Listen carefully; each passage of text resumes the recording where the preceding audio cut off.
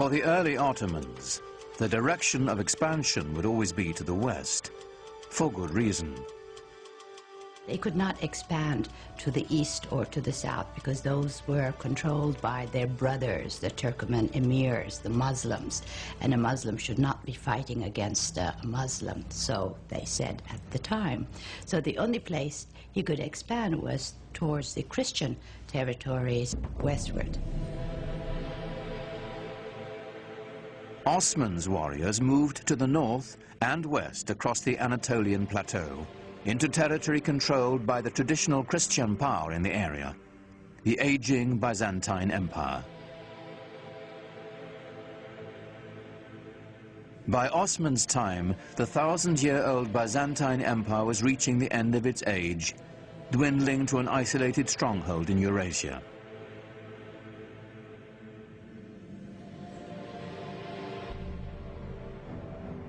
The Crusaders had already wreaked havoc across the region on their way to Jerusalem, sacking the capital city and helping to reduce the once proud Byzantine Empire to a few small warring states.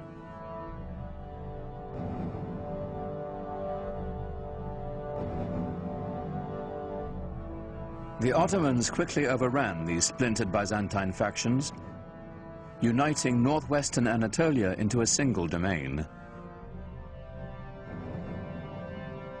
In 1326, the Ottomans took the powerful Byzantine city of Bursa, a victory that would change the character of the Ottoman Turks forever.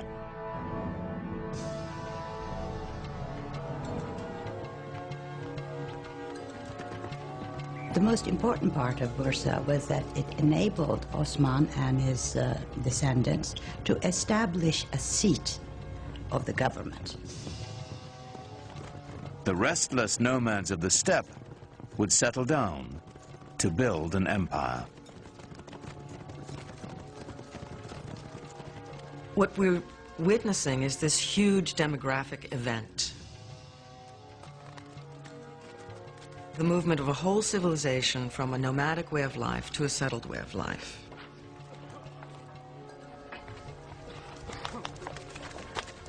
Now, when the Ottomans took Bursa and set it up as their capital, they were very concerned to establish themselves as the rightful standard bearers of Muslim civilization. Civilization meant organization, and the Ottomans set out to manage the vast regions they now controlled. Leaving the Byzantine clerks in place, they began to organize the new empire. First and foremost, taxation and record keeping. The word bureaucracy has since lost its noble connotations. Yet this was a great innovation, as ambitious as any triumph in battle. The Ottomans are known for including and synthesizing the cultural elements through the lands that they passed. They are known for creating structures by which the peoples who lived there before could carry on their lives and their beliefs in the way that they chose. In fact, the Ottomans had fewer conflicts with their Christian subjects than those of their own faith. Muslim adversaries intent on challenging Ottoman rule. One of the bureaucratic, or let us say management problems facing the Ottomans was that there were still rival Muslim sort of proto-kingdoms around them. I mean, they were conquered by the Ottomans, but they had old grudges to bear. And they had certain claims to dynastic glory of their own. And they were constantly worried about these old Muslim families rising up and creating a rebellion. And so the story goes that they felt it would be imprudent to have the army made up of these sorts of people.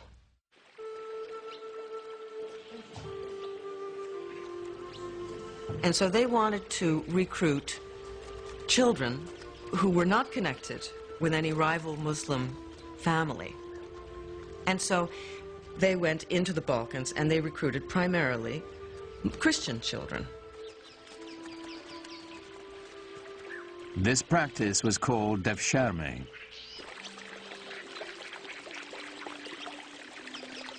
The young boys were technically slaves of the Sultan, but they weren't treated like slaves. First, they were brought into the Muslim faith, taught rituals of washing and prayer, and the Arabic and Ottoman languages. This served a political as well as a religious purpose. Through the devshirme system, the Ottomans could create a caste without any conflicting loyalties to tribe or family. The children had such great future that a lot of the times Turks or even Muslims pretended that their children were Christian-born and would register them with the devshirme officials. The system was so beautiful in that they only had one allegiance, to the Sultan. No family, no region, no other ties. These children were then given the best possible education available in the world, perhaps, at the time. And they were then able to move into the highest positions of power in the empire.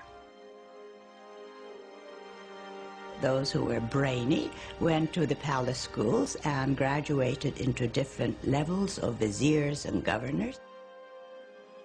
They even became grand viziers. Those who were brawny went to the Janissary Corps. The Janissaries were the Sultan's elite infantry. It was an army that would set the standard for centuries to come.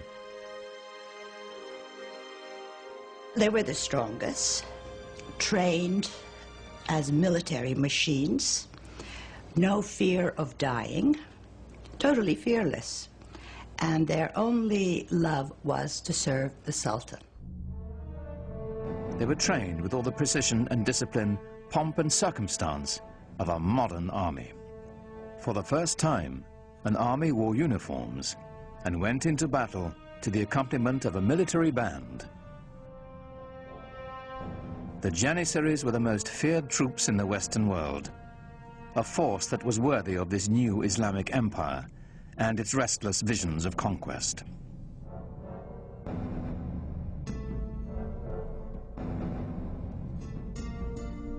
By the middle of the 15th century, the Ottoman Empire spread from present-day Turkey, known as Anatolia, deep into the Balkans, with one critical exception.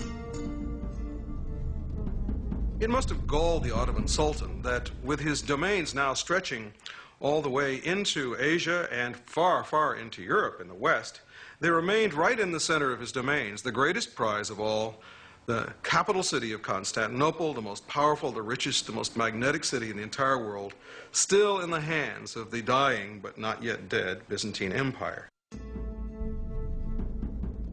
To the Ottomans, Constantinople's strategic and economic importance was considerable. Its symbolic significance was even greater. It was the city. There was no other city. If you were going to rule that area, obviously you would rule it from that city.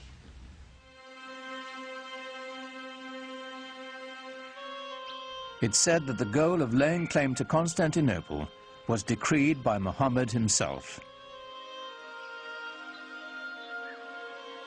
Every Ottoman ruler since Osman had wanted to seize the city, but it had always remained firmly in Christian hands.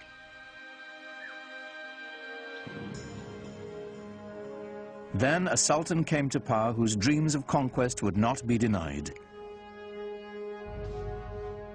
History would honor him as Mehmet, the conqueror. When he assumed the sultanate, he was only 12 years old, but he was already well versed in Ottoman politics. To remove any threat of competition for power, he had his half-brother strangled. The empire always meant everything, more so than the family. In order to stop the empire from splitting, as had happened to other Turkish dynasties ruling the Islamic world, when a young man became sultan upon the death of his father, all the other brothers had to be eliminated. This prevented segmentation of the empire. It may have been cruel, but it worked for the Ottomans. When on the death of his father, he finally then took over, it meant an enormous change in the policy and direction of the Ottoman Empire in the direction of a much greater energy.